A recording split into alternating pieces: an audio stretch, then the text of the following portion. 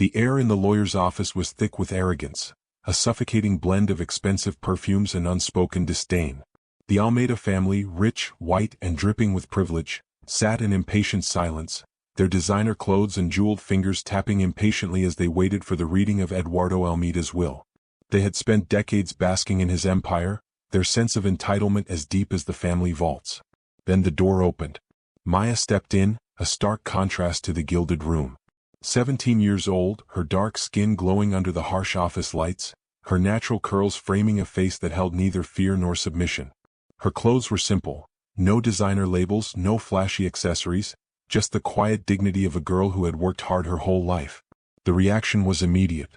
Victor Almeida, Eduardo's smirking nephew, was the first to strike. "Who let the cleaning lady into the meeting?" His voice, laced with mockery, sliced through the room, followed by stifled laughter from the others. Cristina, Eduardo's sister, didn't even bother to lower her voice as she sneered, "It must be another one of my brother's charity cases. Probably here to beg for a donation." Maya didn't flinch. She had spent years in this house, not as a guest but as the daughter of Dona Celeste, the woman who scrubbed their floors and washed their dishes while they pretended she was invisible. She knew their cruelty well. But today was different. Today she wasn't just the help. Her eyes swept across the room, taking in the framed certificates, the travel photos, the trophies of Eduardo's empire, built on hard work, yes, but also on the backs of people like her mother. The weight of their stares pressed down on her, but she refused to buckle. "The girl must be lost," Ricardo, Eduardo's eldest son, declared with a dismissive wave. "Someone escort her out before Garcia arrives. This is embarrassing." Maya almost smiled. Because in that moment, as their laughter curled around her like smoke, she knew something they didn't. She belonged here. And soon they would too. The moment Enrique Garcia, the family's longtime lawyer, walked in carrying a weathered brown briefcase, the room tensed with greedy anticipation. The Almeidas leaned forward, already mentally dividing Eduardo's empire among themselves. Ricardo eyeing the corporate shares, Victor calculating the value of the estates, Cristina mentally spending the cash reserves on another European vacation. Then Garcia did the unthinkable. He turned to Maya, the girl they had just mocked, the one they refused to even acknowledge as human, and with a quiet nod, gestured to the empty seat beside his desk. "Miss Maya," he said, his voice firm, "please?" The silence that followed was so absolute it was deafening. Victor choked on his champagne. Cristina's grip on her designer purse turned her knuckles bone white. Ricardo, his face twisting in disbelief, sputtered, "Garcia, do you even know this girl?" The lawyer didn't blink. "Of course. And you should too." His gaze swept over their stunned faces. "Maya Oliveira. Dona Celeste's daughter. She's worked in this house since she was 12, helping her mother clean on weekends." "The maid's daughter?" Cristina hissed as if the words themselves were filthy. "What is she doing at a private family reading?" Maya sat back straight, chin high. She had promised herself she wouldn't cry, wouldn't give them the satisfaction. Not today. Not after everything. Garcia opened the briefcase, the click of the latch echoing like a gunshot. "We are gathered for the reading of Eduardo Almeida's final will." Patricia, Eduardo's vapid niece, had already pulled out her phone, snapping a picture of Maya with the caption, #intruder alert. Some maid's kid trying to scam her way into a fortune. The post went live, gathering likes from the same kind of people who had spent years looking down on Maya without ever seeing her. Victor leaned over to his inner circle, whispering, "Bet my uncle left her some charity change. 10,000 reis maybe. Just to embarrass us." They didn't notice Maya's eyes locked onto Garcia's hands as he pulled out the sealed envelope. To them she was still invisible, right up until the moment Garcia spoke again. "Before we begin, Eduardo left a video." Ricardo rolled his eyes. Another one of father's dramatic stunts. "Just get to the money." Garcia ignored him, pressing play. The screen flickered to life, revealing Eduardo's gaunt face, his eyes still sharp despite the illness that had taken him. "If you're watching this," he began, his voice thin but unshaken, "then I'm gone. And I imagine you're all eager to tear my life's work apart like vultures." Pause.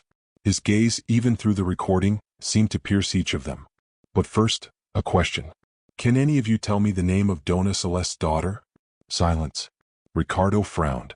Victor shifted uncomfortably. Cristina examined her nails, feigning disinterest. Eduardo's sigh was heavy with disappointment. "I thought not. That girl has worked in our home for 5 years. Helped her mother since she was 12. And not one of you, my own family, ever bothered to learn her name. Maya's throat tightened. I watched how you treated her, Eduardo continued, his voice hardening. How you treated all the staff, like they were nothing. Disposable. And that told me everything I needed to know about who you really are. The Almeidas shifted, sweat pricking at their collars. Patricia's phone slipped from her fingers.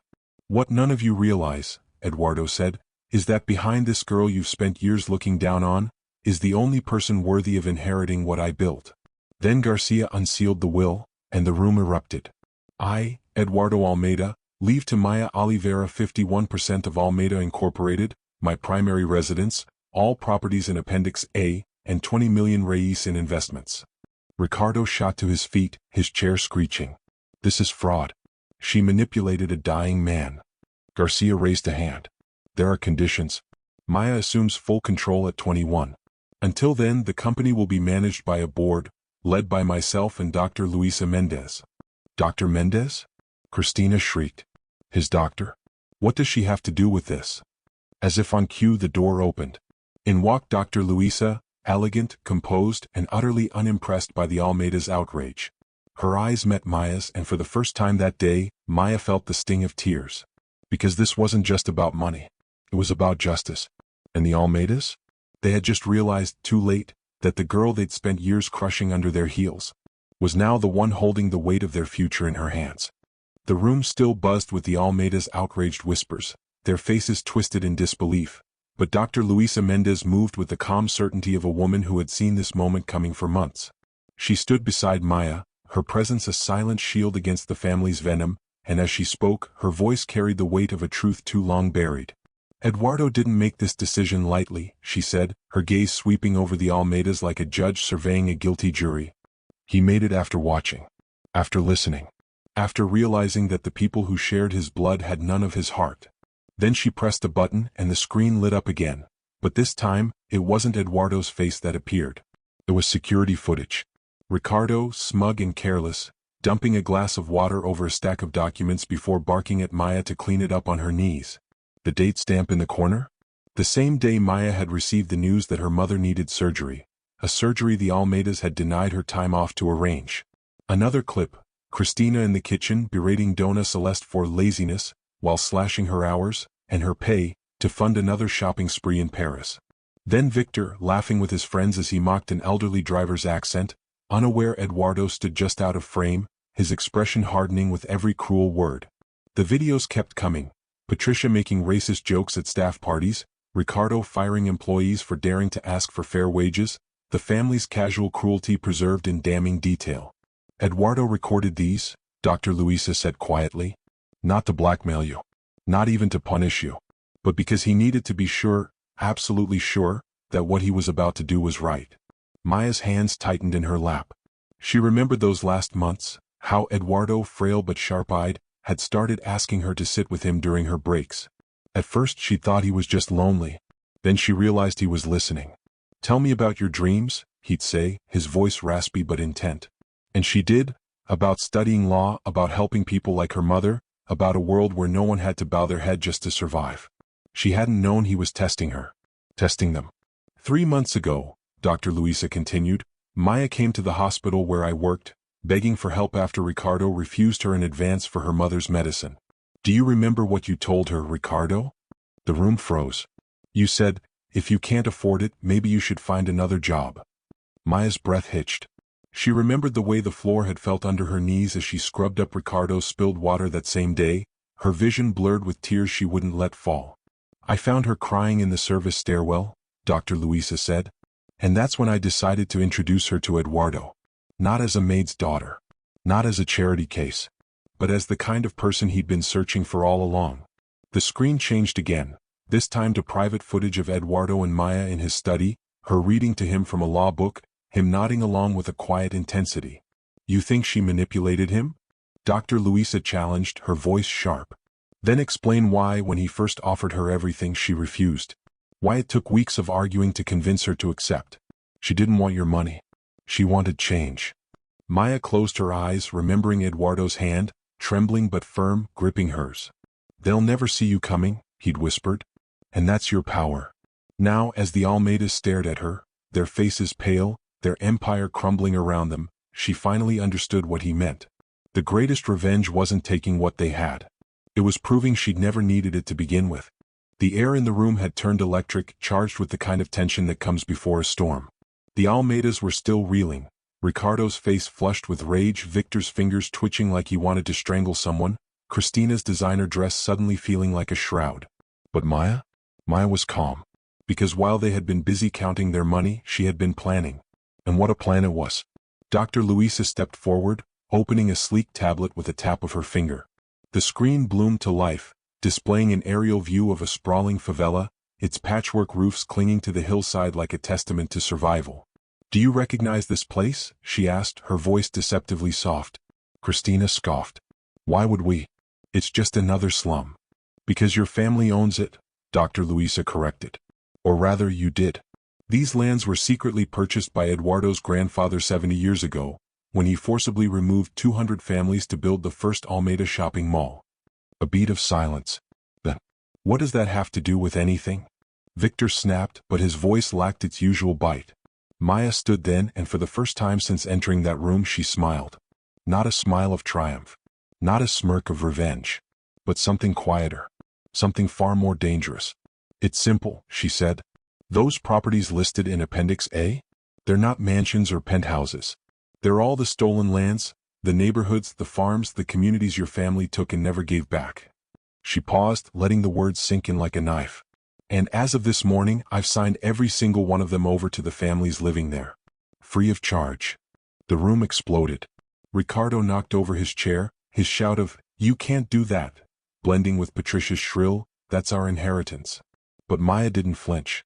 She just watched, her gaze steady, as the people who had spent years treating the world as their personal playground finally understood what it felt like to lose. "You don't get it," Maya continued, her voice cutting through the chaos. "I don't want your money. I want justice. And justice doesn't mean taking from you, it means giving back what was never yours to begin with." Garcia cleared his throat, pulling another document from his briefcase. "There's more." Maya's first act as majority shareholder was to approve a compensation package for every employee unfairly fired in the last decade. "That will bankrupt the company," Ricardo roared, his face purpling. "No," Maya said softly. "It will humanize it." Dr. Luisa turned on the television mounted on the wall.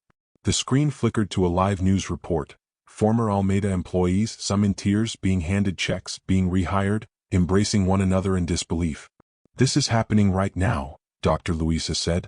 "While you've been sitting here counting your losses, Maya's already begun rewriting your legacy." But the true masterstroke was yet to come. At Maya's nod, Garcia pressed a button and the doors swung open. 5 people walked in, 3 women, 2 men, their clothes simple but their postures straight, their eyes alight with something the Almeidas hadn't seen in years: dignity. "Meet the new board of directors of Almeida Incorporated," Maya announced. Ricardo's breath left him in a rush. "Carlos." The gray-haired man stepped forward, his voice steady. "Hello, Ricardo. Remember me? 25 years in your finance department, until you fired me for suggesting profit sharing for employees." One by one they introduced themselves, former janitors, secretaries, drivers, all people the Almeidas had walked past every day without seeing. People who knew the company better than the family ever had. "This is insane," Victor shouted, but his protest rang hollow. "No," Maya said. "This is evolution." And as the Almeidas stared, slack-jawed, at the people who would now decide their fate, the truth settled over the room like a verdict. Maya hadn't just inherited a fortune. She had started a revolution. And the most terrifying part? She was just getting started. The Almeida Incorporated headquarters, once a cold monument to wealth and exclusion, now hummed with something foreign: life. The marble lobby, where security guards had once sneered at anyone who didn't wear designer labels, had been transformed into a community space. Students from the favelas hunched over laptops, their laughter bouncing off walls now decorated with vibrant local art instead of sterile European landscapes. The air smelled of strong coffee and ambition, not the stale perfume of old money. Upstairs, Maya moved through the executive floors with an ease that still surprised observers. At 18 she should have been overwhelmed, a high school graduate suddenly steering a corporate empire. But she navigated boardrooms and legal documents with the same quiet determination she'd once used to scrub floors. The employees, her employees now, greeted her by name, something Eduardo had tried and failed to institute in his lifetime. Last quarter's profits are up 12%. Carlos Mendez, the former fired accountant turned CFO, reported, his voice thick with pride. The employee profit-sharing program increased productivity 30% beyond projections. Maya nodded, but her eyes were on the window, where sunlight glinted off the roofs of the housing project rising on what had once been Appendix A, the stolen lands. 300 families now held legal deeds to homes they'd occupied for generations but never owned. Ricardo was spotted outside the reintegration center this morning, Dr. Luisa murmured, handing Maya a tablet with the security footage. There he was, Eduardo's once arrogant heir, his tailored suits replaced by off-the-rack slacks, hovering outside the very social program he'd mocked. He'll come in eventually, Maya said softly. Pride starves faster than the body. Across the city, the Almeida's downfall had become a public spectacle. Patricia, her influencer career in ruins after her viral #intruder post backfired, now taught anti-racism workshops, her once manicured hands trembling as she passed out pamphlets in neighborhoods she'd once refused to drive through. Victor had sold his sports cars to pay legal fees, his attempts to contest the will failing spectacularly in court. Christina, stripped of her shopping allowances, had shockingly become the family's first convert, volunteering at the very homeless shelter built on land she'd once fought to keep. But the real surprise came on the one-year anniversary of Eduardo's death. Maya stood on the stage of the newly inaugurated Eduardo Almeida Institute for Social Equity, facing a crowd of scholarship students, journalists, and, most unexpectedly, a handful of Almeidas. Ricardo sat in the back, his intern badge still awkward on his lapel, his eyes downcast but present. Prejudice isn't undone by punishing the prejudiced, Maya said, her voice carrying across the silent auditorium. It's undone by changing the rules of the game. As she spoke, cameras flashed, capturing the moment the maid's daughter cemented her legacy, not as a vengeful upstart, but as the architect of a new world order. And in the front row, Dona Celeste, her cancer in remission, her hands no longer cracked from scrubbing floors, wept without shame. For the first time in her life, no one was telling her daughter to kneel. The world was finally rising to meet her. The story of Maya Oliveira was never about revenge. It was about the quiet, seismic power of a single truth, that real change doesn't come from tearing down the powerful, but from rewriting the very definition of power itself. As the cameras flashed and the world scrambled to label her, the maid's daughter who toppled an empire, the black teenager who humiliated the elite, Maya stood in the eye of the storm, her calmness more disarming than any shout. Because she understood what so many missed, this was never just about her. It was about the janitor who no longer had to bow his head when executives passed. The single mother who could finally afford her child's medicine thanks to fair wages. The generations of families who would now grow up on land they actually owned. Eduardo had seen it before anyone else, that Maya's greatest strength wasn't her intelligence or resilience, though she had both in spades, but her radical empathy. The kind that allowed her to stand in a room full of people who had spat on her dignity and still see a path forward where they might, just might, learn to be better. You could have destroyed us completely, Ricardo had muttered to her one evening, his reintegration program folder clutched in hands that had once signed termination papers without blinking. Maya had handed him a coffee, her fingers brushing against his without flinching. What would that have proven? That I could be as cruel as you were? This was the lesson that echoed through every restored deed of land, every restructured contract, every board meeting where former cleaners now cast votes. True justice doesn't wear a sneer. It wears the quiet smile of someone who knows the future belongs to those who build rather than break. And as Maya walked through the institute that bore Eduardo's name, past classrooms where scholarship students debated corporate ethics in between shifts at their service jobs, she allowed herself one private moment of triumph. Not over the Almeidas, but over the system that had tried to convince her people like her mother, like her, were meant to stay small. The revolution hadn't been televised. It had been lived. In every employee who stood taller. Every family that slept soundly on land they could call their own. Every former oppressor who finally, humbly learned to listen. And as the sun set over a city slowly healing its oldest wounds, one truth remained, shining brighter than any fortune. The most powerful inheritance isn't wealth. It's the courage to remake the world so no one else has to kneel.